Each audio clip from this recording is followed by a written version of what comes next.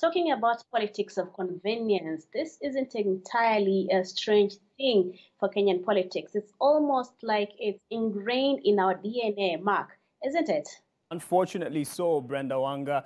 History is repeating itself. And just to be clear, with what we're just about to illustrate going down the memory lane, it's not enlisting all the vice presidents and, of course, that have been in the history of Kenya, but those who have shown the example or bad example of how presidents have mistreated their vice president and now to the deputy president. So the first things first, we look at the founding president, Jomo Kenyatta. And as vice president, Jaramogi Odinga did not agree with Jomo Kenyatta ideologically.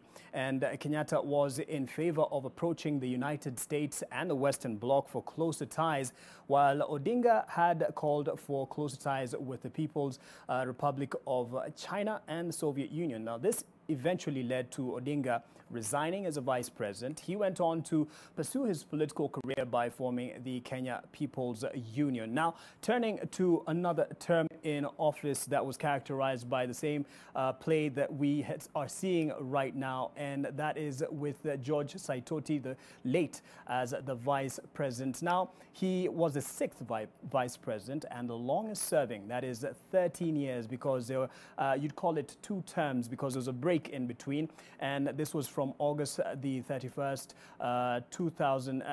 2002, and beg your pardon, we see how the crumble of the friendship between the two started. President Daniel Arap Moi fired Saitoti in a succession disagreement as he endorsed Uhuru Kenyatta. Saitoti went on to join the Rainbow Alliance, serving under President Mwai Kibaki's cabinet.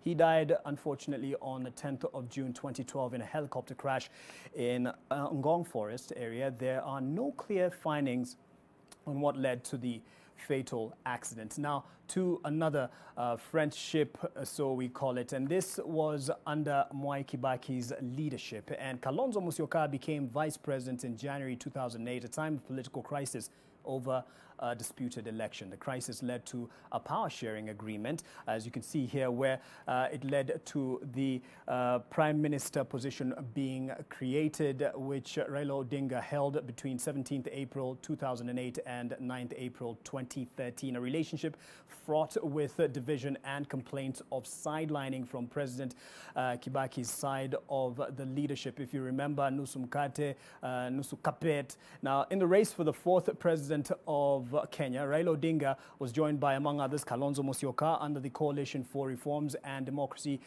CORD. And out of the disputed March 2013 election came the Jubilee leadership of Ruto, which is where we find ourselves. And yes, William Ruto, the first elected deputy president of the Republic of Kenya under the 2010 Constitution, but clearly, as seen, not the first to have trouble with his boss. Maybe the answer rests in the unresolved relationships that give a precedent to the next president on how to deal with his deputy. Maybe it is just a vice of the nature of the job of deputy as defined by law, where primarily the deputy president shall be the principal assistant of the president and shall deputize for the president in the execution of the president's functions, and as well as perform the functions or conferred by this constitution and any other functions of the president as the president may assign. Perhaps that's why it is the curse of number two.